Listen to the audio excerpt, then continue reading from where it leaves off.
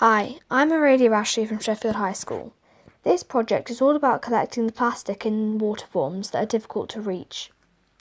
It is up to us to collect the plastic with a vehicle that can walk on water and land.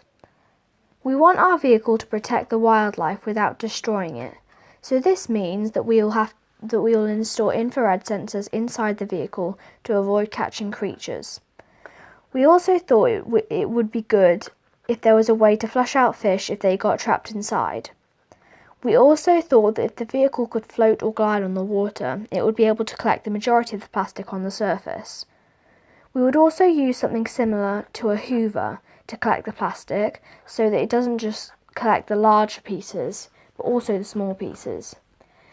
There's also a claw underneath the vehicle to collect the plastic in another way, just in case. We thought of a design really quickly, and I thought it worked out really well for our group because it gave us more time to prepare for other things. However, I think that we started to argue a lot on designs, and this meant that we were less efficient on finishing pieces of work. This could have been avoided if we listened to each other more. Hi, I'm Sophie Heathcote from Sheffield Girls High. I'm going to describe our vehicle. It's quite different to others in many ways. Our vehicle is radio controlled, as this is a reliable way of controlling it from the shore. To create the design, we've taken ideas from nature and the anatomy of animals and adapted this for another purpose. The insect we have taken our inspiration from is a water skater, which is a form of spider. The vehicle will also be able to shift into a wheel shape, making travel on flat land faster and also be able to dive like a submarine. The main way it will collect the litter is by gliding along the surface and using the hatch at the front of the vehicle to collect the plastic. This would be more in the shape of the head of a hammerhead shark, as it covers more area. It is preferable for it to skim the surface, because, obviously, quite a lot of plastic floats. It is also less disturbing to the environment. However, there are some forms of plastic, such as plastic bags or netting under the water that endanger life. There will also be a claw. Plastic is sucked inside using a gentle vacuum. In doing this, it will also let out water, but because of microplastics, there will be carbon block faucet filters. This means that as well as removing visible plastics, the vehicle will also be able to remove a small amount of the microplastics. Of course, considering the depth of the ocean, the percentage collected will not be much, but there's still no point in releasing it back into the water with microplastics still inside. The collected plastics will be taken into, using another vacuum, to a sort of bag which expands as the content is put into it, by monitoring the compressed material fed into it and filtering out O2 from the water and expanding it by the correct ratio into the bag. Inside, for the compression process, infrared sensors will sense life forms that have been trapped, and a firm netted scoop with a range of different sizes, depending on the size of the life form, will be taken out through another hatch on the underside and help to eject the life form gently. Normally, cameras would also line the interior for surveillance of the state of the vehicle. Panels on the side, though airtight and watertight when joined, could be removed to clean the interior. Coming back to the main design of the body, I can describe the way in which the exterior operates. The main body of the vehicle is streamlined and fit for diving, if there is need to submerge. This diving mechanism is powered by a controllable water jet engine, which propels it along normally. Although it takes up a fair amount of energy, it is also quite efficient compared to alternatives.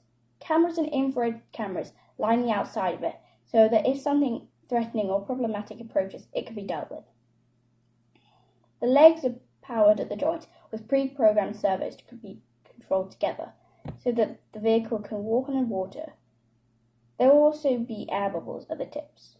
Shock absorbers are included in case the craft suffers a fall and for rocky surfaces. Included, there is also a parachute that can be reused again and again for jumping off cliffs or such things. I think we worked quite well as a team.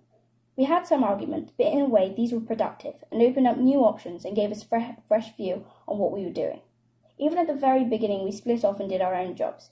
We took responsibility, for example, changing things that we found at last minute ourselves. This does not mean to say that we did not communicate well with each other, though. We were quite good at that, even during lockdown. Hi, I'm Sunny Asks from Sheffield Girls High School. As companions, we had struggles which we fought to overcome. We had to learn to listen so that we could learn of others' opinions besides our own. We were all good friends before this challenge started, which was useful because we knew each other's strategies. It took us by surprise when we started to argue. Nothing seemed wrong, but our ego was out of hand. We had to learn to listen to each other's ideas for the good of the group. We each had fought our own fight to overcome the desiring urge to be the leader of the group. We still struggle, but we know that this will not stop us, and we will keep trying till we get what we want. In my opinion, I feel that we would have worked better if we A. had not argued as much and listened to each other, and B. distributed the amount of work over the whole of the project instead of doing more work in spaced out time periods. I think the most important thing we had learned over the course of the competition is that we should always listen to each other, as the other people in the group may have good ideas too, and ones which make more sense than yours do. The moment when everything went wrong was probably when we had no clue what to do, what to write, what to draw. We were just staring at a computer screen or a blank sheet of paper for half an hour, while other groups discussed their progress. It was upsetting, but I suppose that was what encouraged us to pick up the pace and keep going. If we could have changed anything about the competition, it could be the fact that the competition was only for shores of the oceans and seas, where most of the plastic waste is in the ocean already. We sort of incorporated the idea into our machine, making it able to walk on land and glide and swim in the water to collect the plastic.